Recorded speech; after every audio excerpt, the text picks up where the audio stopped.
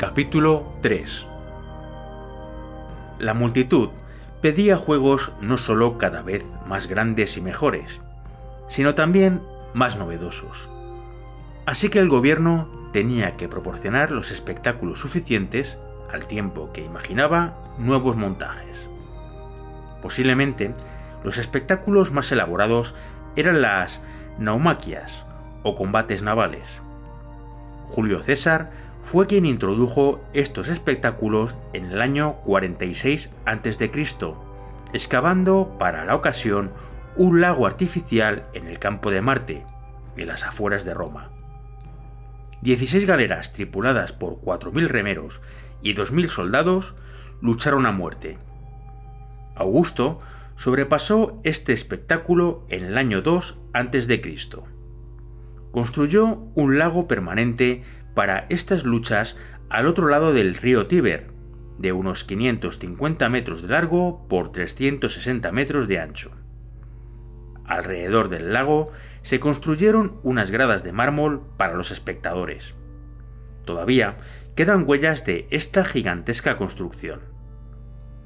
Una de las batallas navales reunió a dos flotas de 12 embarcaciones cada una, con más de 3.000 hombres, además de los remeros, que representaron la batalla de Salamina.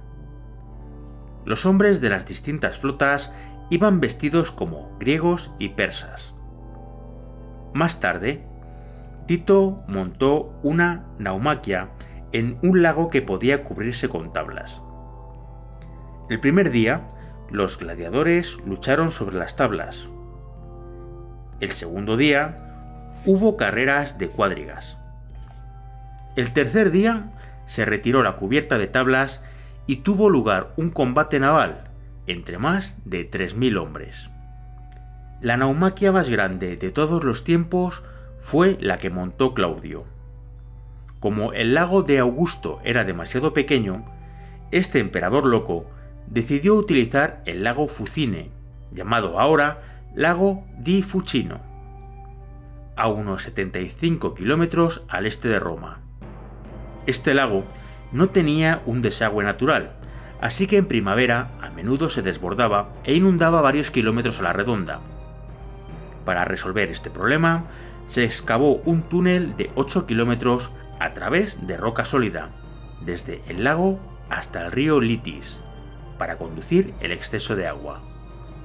Esta obra duró 11 años y trabajaron en ella 30.000 hombres. Para celebrar la apertura del túnel, Claudio decidió organizar una lucha entre dos flotas en el lago. Las galeras que se solían utilizar en estos espectáculos eran pequeñas, con solo un banco de remos. Para este combate naval se dispusieron 24 trirremes, con 3 bancos de remos, los barcos de guerra reglamentarios, y 26 birremes de doble banco.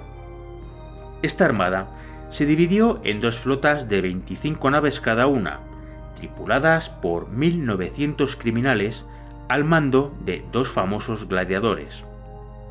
Una flota representaba a los hombres de Rodas y la otra a los sicilianos, y cada grupo iba ataviado con las ropas adecuadas.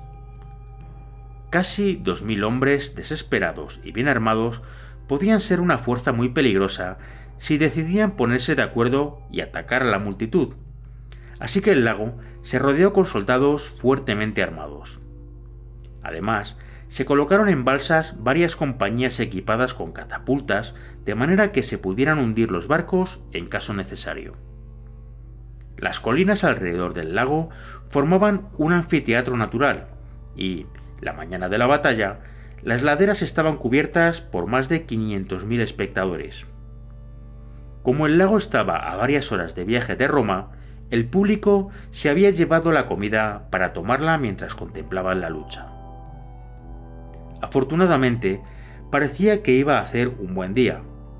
Como el lago tenía cerca de 300 kilómetros cuadrados de superficie, la lucha se restringió a la parte suroeste y se colocaron las balsas juntas para formar un semicírculo que marcara los límites de las maniobras.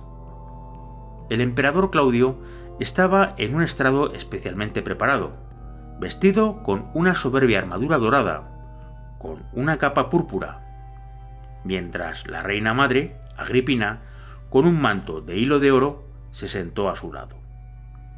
Además de la infantería que rodeaba el lago, también había un destacamento de caballería, montado en corceles sicilianos, alineados detrás de la familia real. Para controlar al populacho, las laderas habían sido divididas en sectores, cada uno de ellos al cuidado de un magistrado. Para atender a los heridos después de la batalla, se montó una gran tienda de campaña, ya que, después de todo, los prisioneros eran escasos y los supervivientes siempre podían utilizarse para otros espectáculos. Pero las cosas se desarrollaron de una manera distinta y la tienda se utilizó para otros propósitos. Durante la batalla, 15 mujeres del público dieron a luz y hubo que atenderlas en la tienda de campaña. Es un ejemplo muy revelador de la pasión del populacho por estas batallas el que unas mujeres en un avanzado estado de gestación viajaran 75 kilómetros desde Roma para no perderse la naumaquia. La señal para que se iniciara el ataque la dio un tritón de plata que emergió del lago y que sopló en una concha de oro. Debió costar fabricar este artilugio mecánico, pero esto no era nada comparado con lo que los romanos eran capaces de inventar. Si hubieran dedicado la misma cantidad de tiempo y esfuerzo en mejorar su armamento, Roma nunca hubiera caído. A la señal dada por el tritón, las dos flotas se acercaron al estrado imperial. Los tambores tronaban, sonaban las trompetas y las tripulaciones saludaban con sus armas. Los trirremes tenían unos 30 metros de largo y tenían un espolón o ariete de hierro en la proa. En la proa se levantaba también una gran viga con un gancho en una punta, mientras que la otra punta estaba unida a la cubierta por una gruesa bisagra. Este artilugio era el corbus o cuervo. Cuando el corbus se arrojaba sobre otra galera, el gancho se hundía en la madera y las dos embarcaciones quedaban enganchadas. Se utilizaba entonces como plancha para el abordaje. Los barcos llevaban una única vela cuadrada que solo era eficaz si había viento de popa. Julio César describe lo que le sorprendieron las ceñidas de los barcos venecianos, pero por alguna razón nunca se les ocurrió a los romanos que esta maniobra pudiera ser útil en un barco de guerra y nunca cambiaron el aparejo de sus galeras. Como resultado, las galeras dependían casi por completo de los remeros. Los remeros no estaban en la bodega de las galeras, sino sentados en una especie de superestructura que se proyectaba sobre los lados de las embarcaciones. Esto era para que se consiguiera más palanca con los remos, ya que mover uno de esos grandes barcos, incluso con 50 remeros, debía ser un trabajo bastante duro. Había un hombre por cada remo, y se sentaban a diferentes niveles, de manera que las palas de los remos no chocaran unas con otras. En la popa se colocaba un hombre que marcaba el ritmo con un tambor, y había también dos capataces con látigos que paseaban por la plataforma para asegurarse de que todo el mundo hacía su trabajo lo mejor posible. Los barcos eran largos y estrechos para ser más rápidos, y, aunque eran muy poco aptos para navegar en el mar, eran ideales para una batalla en un lago. En realidad, eran idénticos a las galeras griegas de hacía 1000 años. Todo lo que los romanos habían añadido, a excepción del corbus, eran los cabos de los pies para que los remeros no abandonaran sus puestos, y los obenques para que se pudiera trepar al mástil. Los griegos utilizaban una escalera. Las flotas combinadas pasaban revista, y cuando se encontraban a la distancia suficiente del estrado imperial para ser oídas, las tripulaciones dieron el grito tradicional de «¡Ave César! Los que van a morir te saludan». Claudio contestó alegremente: «Eso depende de vosotros, amigos míos», dando a entender que los que lucharan bien no serían ejecutados. Sin embargo, las tripulaciones gritaron: «¡Buen César! Si depende de nosotros, preferiríamos no luchar». Luego, las dos flotas navegaron juntas, felicitándose unos a otros.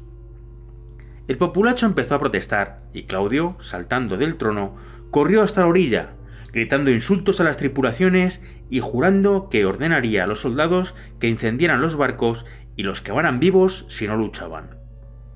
Claudio estaba impedido, debido posiblemente a la polio, y también estaba un poco mal de la cabeza. Solía tener raptos de locura, y ese fue uno de esos casos. La multitud se desternillaba de risa de sus payasadas, pero finalmente las tripulaciones hicieron caso. Se dividieron en dos flotas y se prepararon para la batalla. Agripina acompañó al emperador a su trono, y Claudio, viendo que el público se reía, empezó a reírse también de forma histérica. Cuando la familia real consiguió que Claudio se calmara, este dio la señal para que empezara la lucha, dejando caer su pañuelo.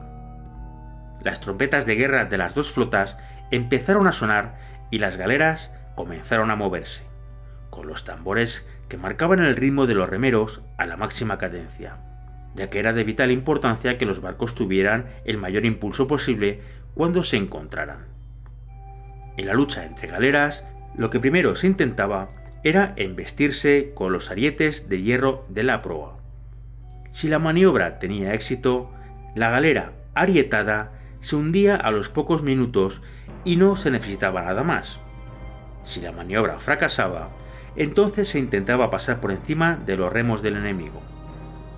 Como los remos se forzaban hacia atrás, los mangos aplastaban a los remeros contra los bancos y la galera, que no podía maniobrar, era arietada a placer. Si esta maniobra también fallaba, ya no quedaba nada más que hacer y había que intentar el abordaje con el Corvus y empezar la lucha cuerpo a cuerpo. En la primera arremetida se hundieron 9 de las galeras de Rodas y 3 de las sicilianas. Muchas de las galeras rodenses habían perdido más de un barco de remeros y no podían maniobrar. Se las arreglaron para replegarse en uno de los extremos del lago y la flota siciliana las rodeó y atacó al abordaje. La lucha, que había comenzado a las 10 de la mañana, continuó hasta las 3 de la tarde. Los trirremes sicilianos opusieron una resistencia desesperada.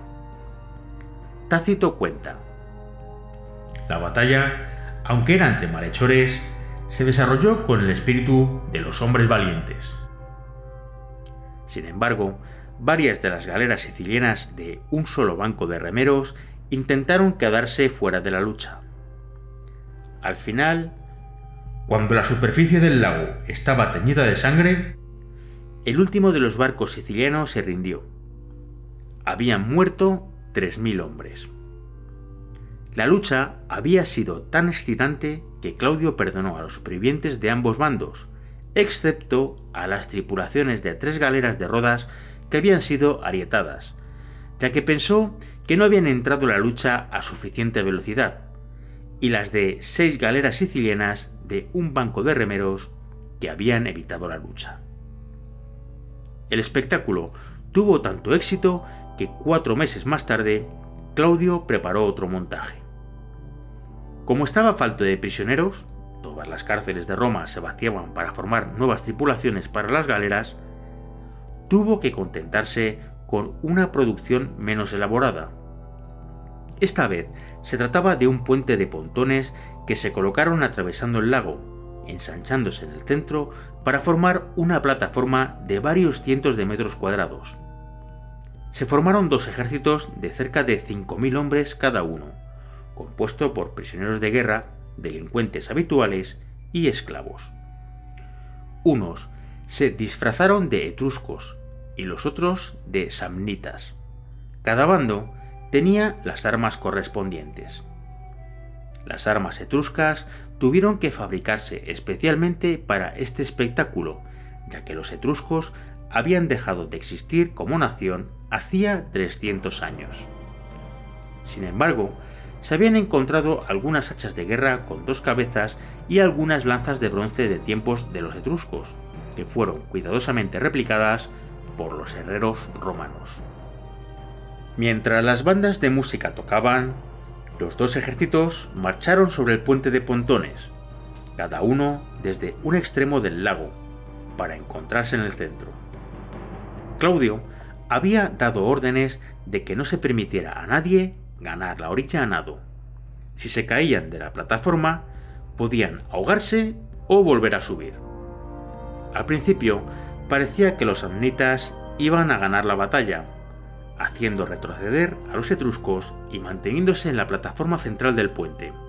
Pero los etruscos se reagruparon y, por último, consiguieron arrojar a los samnitas de la plataforma. A todos los etruscos supervivientes y a unos cuantos samnitas que se habían defendido con valor, se les concedió la libertad.